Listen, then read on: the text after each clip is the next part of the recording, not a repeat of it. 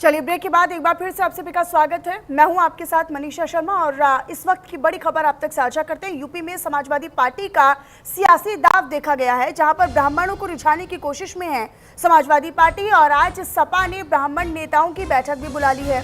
बैठक में शामिल होंगे ब्राह्मण समाज के नेता, तो ब्राह्मण समाज के सांसद, विधायक और पूर्व सांसद बुलाए गए हैं।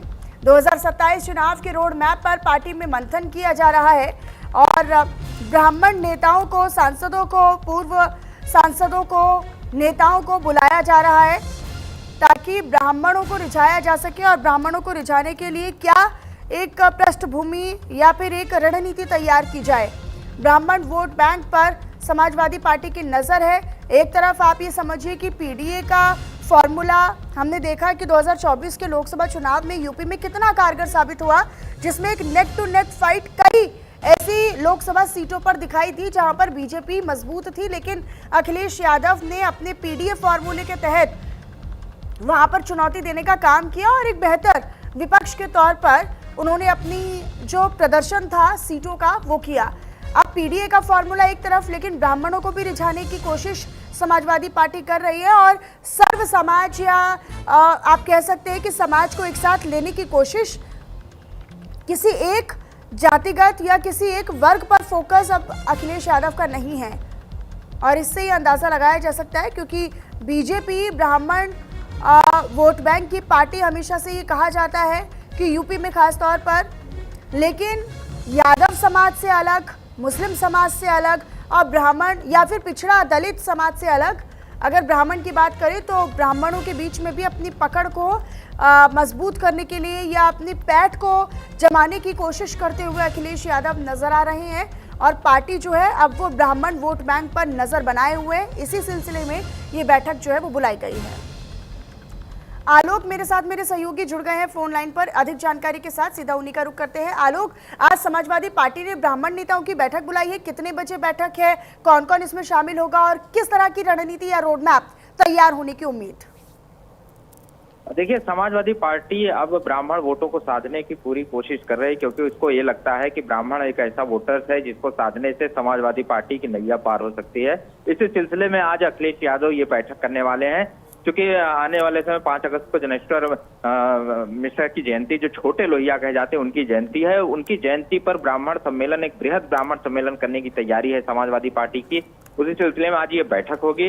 अभी 12 बजे अखिलेश यादव प्रेस वार्ता करेंगे। उसके बाद माना जा रहा है कि जनेश्वर मिश्रा जो ट्रस्ट बना है उसमें ये बैठक होगी। लगभग 2 बजे के आसपास ये बैठक होने की संभावना है, जिसमें प्रदेश भर के जो समाजवादी पार्टी के ब्राह्मण नेता हैं उनको आने की यहाँ पर बताई जा रही है। क्योंकि अभी हाल ही में जो बड़े चेहरे माने जाते थे ब्राह्मण नेता समाजवादी पार्टी के, मनोज पांडे, वो भारतीय जनता पार्टी ज्वाइन करने के बाद वहां पर मंत्री बन गए हैं। तो कहीं ना कहीं उनकी कमी भी खलेगी समाजवादी पार्टी को, उनकी भरपाई के लिए। साथ ही विधान सभा जो नेता प्रतिपक्ष है माता प्रसाद पांडे, उनकी अध्यक्षता में यह बैठक होने की संभावना जताई जा रही है। और प्रदेश भर से जो ब्राह्मण नेता है समाजवादी पार्टी से जुड़े हुए, उनको बुलाया गया है, वो बैठक में प्रतिभाग करेंगे। साथ ही मंत्रणा इस बात पर भी होगी कि 2027 विधानसभा चुनाव में ब्राह्मणों की प्रतिभागिता कितनी हो सकती है, इस पर भी चर्चा होगी। क्योंकि टिकट बंटवारे को लेकर जिस तरह से माना जा रहा है कि ज्यादातर पार्टियां, चाहे वो बहुजन समाज पार्टी हो या फिर भारतीय जनता पार्टी, ब्राह्मण सीट पर ब्राह्मणों को टिकट देने पर ज्यादा जोर दे रही है। तो इसके सिलसिले में समाजवादी पार्टी, हमने बीते चुनावों में देखा है कि यादव समाज या मुस्लिम समाज, उससे पहले मायावती की सरकार में भी हम एमवाई फैक्टर देखते थे,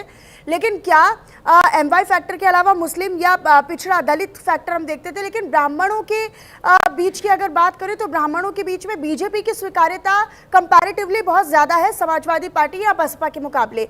लेकिन अब समाजवादी पार्टी यानी अखिलेश यादव भी इस बात को समझ रहे हैं, पार्टी समझ रही है कि संगठन में ब्राह्मण नेताओं को या ब्राह्मण से जुड़े हुए, जो ब्राह्मण वर्ग से जुड़े हुए लोग हैं, उन्हें जगह दिए जाना और लोगों के बीच में, वर्ग के बीच में एक पार्टी के तौर पर अपनी एक्सेप्टेंस को लेकर आना, अपनी स्वीकार्यता को लेकर आना, ये काफी इंपॉर्टेंट है। क्योंकि हम इससे पहले के चुनाव में भी ये देख चुके हैं कि ब्राह्मण वोट बैंक जो है वो बड़ा ही निर्णायक वोट बैंक होता है चुनाव में। जी बिल्कुल, देखिए अखिलेश यादव के सामने सबसे बड़ी चुनौती इसी बात की है कि वो एमवाई फैक्टर से ऊपर उठ जाएं। अगर एमवाई फैक्टर से ऊपर उठते हैं तो जाहिर सी बात है कि जो अन्य वर्ग के वोट हैं वो अखिलेश यादव को प्राप्त हो सकते हैं, क्योंकि ब्राह्मण वोट अभी माना जा रहा है कि भारतीय जनता पार्टी के पास बहुतायत संख्या में है, जो अगर इससे जो छिटके हुए हैं या जो नाराज हैं वो अन्य पार्टियों की तरफ जाते हैं।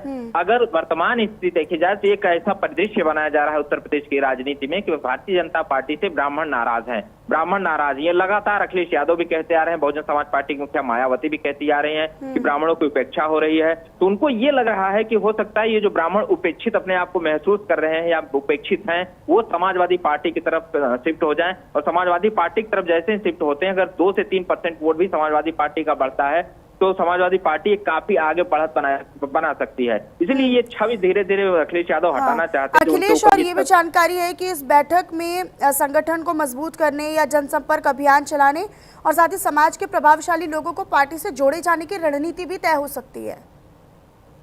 ये बिल्कुल, ये बैठक जो है वो मुख्य रूप से मैंने पहले भी बताया कि जनेश्वर मिश्रा जो छोटे लोहिया कहे जाते थे, उनकी जयंती पर एक बृहद कार्यक्रम आयोजित होगा। उस कार्यक्रम की रूपरेखा तैयार की जाएगी इस बैठक में। साथ ही संगठन को मजबूत करने पर भी, संगठन में सवर्ण समाज की जो भागीदारी है उसको बढ़ाने पर भी इस बैठक में चर्चा हो सकती है। क्योंकि अभी समाजवादी पार्टी की सूची में देख लिया जाए तो ज्यादातर अभी फैक्टर वही MI फैक्टर ज्यादा देखने को मिलता है।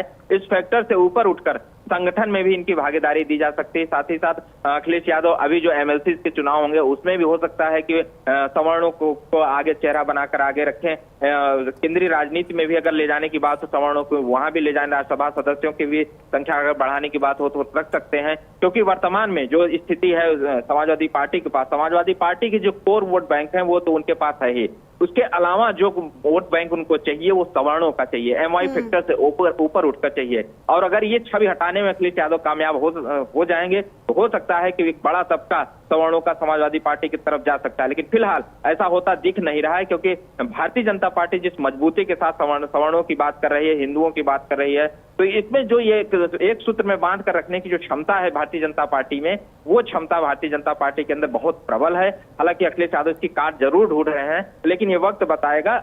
आज की बैठक में भी लगभग बैठक के बाद स्पष्ट हो जाएगा कि क्या क्या निर्देश दिए गए हैं सवर्णों को एकजुट करने के लिए। तो लेकिन फिलहाल अभी बैठक का इंतजार करना पड़ेगा। जी मनीषा। ठीक है, हालांकि इस बैठक से क्या कुछ निकलकर सामने आएगा, क्या रोड मैप, क्या रणनीति तय होती है, वो इस बैठक के बाद ही साफ हो पाएगा। अपनी नजर आप आलोक इस पर बनाकर रखिएगा। शुक्रिया आपका इस जानकारी के